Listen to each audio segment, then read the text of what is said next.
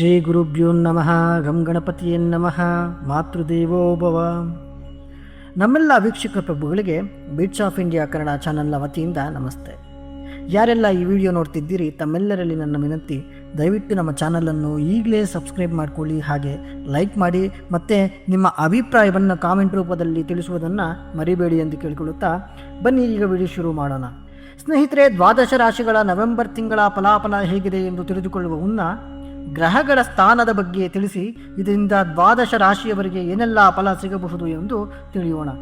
ಸ್ನೇಹಿತರೆ, ಇಲ್ಲಿ ಮತ್ತೊಂದು ತಿಳಿಯಬೇಕಾದ ಮುಖ್ಯ ವಿಚಾರ ಏನೆಂದರೆ, ಬಹಳಷ್ಟು ಜನ ಭವಿಷ್ಯವಾಣಿಯ ಬಗ್ಗೆ ತಪ್ಪು ಮಾಹಿತಿ ಗ್ರಹಿಸಿಕೊಂಡಿದ್ದೀರಿ.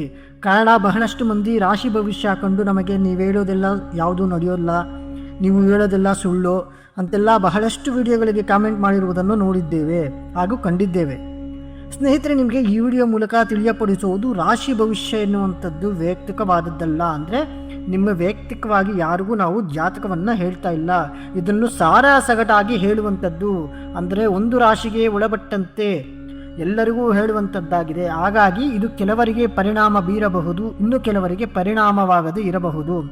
ಆದ ಕಾರಣ ನಿಮ್ಮ ಜನ್ಮ ಜಾತಕ ಒಮ್ಮೆ ಪರಿಶೀಲಿಸಿ ರಾಶಿ ಭವಿಷ್ಯ ನೋಡಿ ಪರಿಹಾರಗಳೇನಾದರೂ ಇದ್ದಲ್ಲಿ ಅದನ್ನು ಪರಿಶೀಲಿಸಿಕೊಳ್ಳಿ, ಆಗ ಎಲ್ಲವೂ ಸರಿ ಹೋಗಲಿದೆ ಎಂದು ಹೇಳುತ್ತಾ ಬನ್ನಿ ಈಗ ಗ್ರಹಗಳ ಸ್ಥಾನದ ಬಗ್ಗೆ ನೋಡೋಣ.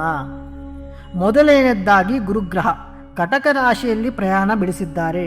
ಇನ್ನು ಹಾಗೆ ಕೇತುಗ್ರಹ ಸಿಂಹ ರಾಶಿಯಲ್ಲಿದ್ದಾರೆ. ಇನ್ನು ಸ್ವಂತ ರಾಶಿಯಲ್ಲಿ ಶುಕ್ರದೇವ ಅಂದರೆ ತುಲಾ ರಾಶಿಯಲ್ಲಿ ಶುಕ್ರ ಪ್ರಯಾಣ ಮಾಡ್ತಿದ್ದಾರೆ. ಇನ್ನು ಅದೇ ರೀತಿ ಕುಜಗ್ರಹ ಸಹ ತನ್ನ ಸ್ವಂತ ಮನೆ ವೃಶ್ಚಿಕ ರಾಶಿಯಲ್ಲಿದ್ದಾರೆ. ಇನ್ನು ಇವರೊಟ್ಟಿಗೆ ಬುಧಗ್ರಹ ವಕ್ರನಾಗಿ ಮತ್ತು ರವಿಗ್ರಹ ಇದೇ ತಿಂಗಳು 16ನೇ ತಾರೀಕು ಅಂದರೆ 16ನೇ ತಾರೀಕು ನವೆಂಬರು ವೃಶ್ಚಿಕ ರಾಶಿಗೆ ಪ್ರಯಾಣ ಬೆಳೆಸಲಿದ್ದಾರೆ. ಹಾಗೆ ರಾಹುಗ್ರಹವನ್ನು ನೋಡೋದಾದರೆ ಯಥಾಸ್ಥಿತಿ ಕುಂಭರಾಶಿಯಲ್ಲಿ ಮುಂದುವರಿಯುತ್ತಿದ್ದಾರೆ. ಇನ್ನು ಶನಿಗ್ರಹ ನಿಮಗೆಲ್ಲರಿಗೂ ತಿಳಿದಿರುವಂತೆ ಮೀನ ರಾಶಿಯಲ್ಲಿ ಪ್ರಯಾಣ ಮಾಡ್ತಿದ್ದಾರೆ. ಇವೆಲ್ಲವೂ ಈ ತಿಂಗಳ ಗ್ರಹಗಳ ಸ್ಥಾನ ಬದಲಾವಣೆ. ಹಾಗಿದ್ರೆ ಬನ್ನಿ ಸ್ನೇಹಿತರೆ, ಈ ಗ್ರಹಗಳ ಬದಲಾವಣೆಯಿಂದ ದ್ವಾದಶ ರಾಶಿಗಳ ಮೇಲೆ ಏನೆಲ್ಲ ಫಲ ಬೀಳಬಹುದು ಎಂದು ಈ ವಿಡಿಯೋದಲ್ಲಿ ನಾವು ನೋಡೋಣ.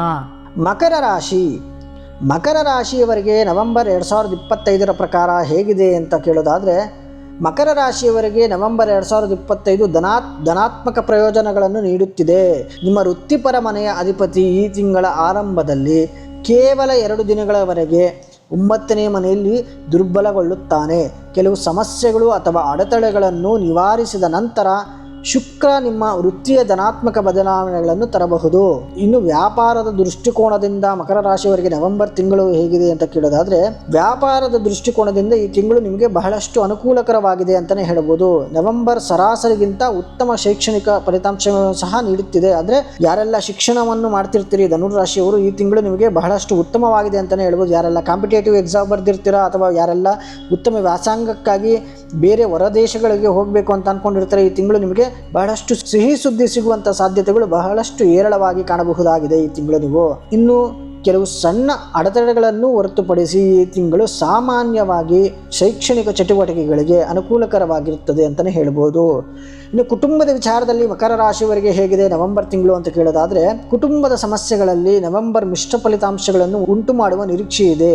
ನಿರ್ಲಕ್ಷ್ಯವು ಬಹುಶಃ ಕಳಪೆ ಫಲಿತಾಂಶಗಳಿಗೆ ಕಾರಣವಾಗಬಹುದು. ಹಾಗಾಗಿ ನೀವು ಕುಟುಂಬದ ಬಂಧಗಳಿಗೆ ಆದ್ಯತೆ ನೀಡಿದರೆ ಮತ್ತು ಹಿರಿಯರ ಮಾತುಗಳನ್ನು ಕೇಳಿದರೆ ಎಲ್ಲವೂ ಉತ್ತಮವಾಗಿ ಉಳಿಯುತ್ತದೆ. ಇನ್ನು ಪ್ರೀತಿಯ ಸಂಬಂಧಿಗಳಿಗೆ ಮಕರ ರಾಶಿಯವರಿಗೆ ಬಂದಾಗ, ನಿಮ್ಮ 5ನೇ ಮನೆಯ ಅಧಿಪತಿ ಶುಕ್ರನು ಸರಾಸರಿ ಸ್ಥಾನದಲ್ಲಿ ಉಳಿಯುತ್ತಾನೆ.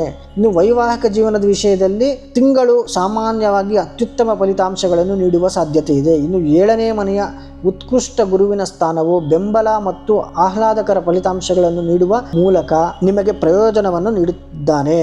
ಇನ್ನು ಹಣಕಾಸಿನ ವಿಷಯದಲ್ಲೂ ನಿಮ್ಮ 11ನೇ ಮನೆಯ ಲಾಭಗಳ ಮನೆ ಅಧಿಪತಿಯು ಮನೆಯಲ್ಲಿ ತನ್ನದೇ ಆದ ಚಿಹ್ನೆಯಲ್ಲಿ ಉಳಿಯುವ ಕಾರಣ ಈ ತಿಂಗಳು ಭರವಸೆಯನ್ನು ನೀಡುತ್ತದೆ. ಇನ್ನು ಆರೋಗ್ಯದ ವಿಚಾರದಲ್ಲಿ ನವೆಂಬರ್ ತಿಂಗಳು ಮಕರ ರಾಶಿಯವರಿಗೆ ಹೇಗಿದೆ ಅಂತ ಕೇಳೋದಾದರೆ, ನವೆಂಬರ್ ತಿಂಗಳು ಸರಾಸರಿಗಿಂತ ಉತ್ತಮ ಆರೋಗ್ಯ ಫಲಿತಾಂಶಗಳನ್ನು ನೀಡಬಹುದು. ಇನ್ನು ಆರೋಗ್ಯಕರ ಜೀವನ ಶೈಲಿಯನ್ನು ನಡೆಸುವವರಿಗೆ ಎಲ್ಲವೂ ಚೆನ್ನಾಗಿರುತ್ತದೆ. ಈಗಾಗಲೇ ಶ್ವಾಸಕೋಶ ಅಥವಾ ಬಾಯಿಯ ಅಸ್ವಸ್ಥತೆ ಹೊಂದಿರುವವರು ತೀವ್ರ ಎಚ್ಚರಿಕೆಯಿಂದಿರುವಂಥದ್ದು ಬಹಳ ಉತ್ತಮ. ಇನ್ನು ಮಕರ ರಾಶಿಯವರಿಗೆ ನವೆಂಬರ್ ತಿಂಗಳಲ್ಲಿ ಪರಿಹಾರವೇನು ಗುರುಗಳೇ ಅಂತ ಕೇಳೋದಾದರೆ, ಈ ತಿಂಗಳು ನೀವು ಗುರುವಿನ ದೇವಸ್ಥಾನಕ್ಕೆ ಅಂದರೆ ಯಾವುದಾದ್ರೂ ಗುರುಗಳಾದಂತಹ ಸಾಯಿಬಾಬಾ ದೇವಸ್ಥಾನಕ್ಕಾಗಲಿ ಅಥವಾ ಗುರು ರಾಘವೇಂದ್ರ ಸ್ವಾಮಿ ದೇವಸ್ಥಾನಕ್ಕಾಗಲಿ ಹೋಗಿ ಬರುವಂಥದ್ದು, ಹನ್ನೊಂದು ಪ್ರದಕ್ಷಿಣೆ ಹಾಕುವಂಥದ್ದು ಈ ತಿಂಗಳು ನಿಮಗೆ ಬಹಳ ಉತ್ತಮವಾದ ಪರಿಹಾರ ಅಂತಲೇ ಹೇಳ್ಬೋದು. ಇನ್ನು ಇವಿಷ್ಟು ಮಕರ ರಾಶಿಯವರ ನವೆಂಬರ್ ತಿಂಗಳ ಮಾಸಿಕ ಜಾತಕವಾಗಿತ್ತು. ಇನ್ನು ವಿಡಿಯೋ ಮುಗಿಸುವಂತಹ ಸಮಯ ಬಂದಿದೆ. ಸರ್ವರಿಗೂ ಒಳಿತೆಯಾಗಲಿ ಎಂದು ಹೇಳಿಕೊಳ್ಳುತ್ತಾ ಸರ್ವೇ ಜನ ಸುಖಿನೋ ಭವಂತು, ಸಮಸ್ತ ಸನ್ಮಂಗಳಾನಿ ಭವಂತು. ಶ್ರೀಕೃಷ್ಣ ಅರ್ಪಣಮಸ್ತು.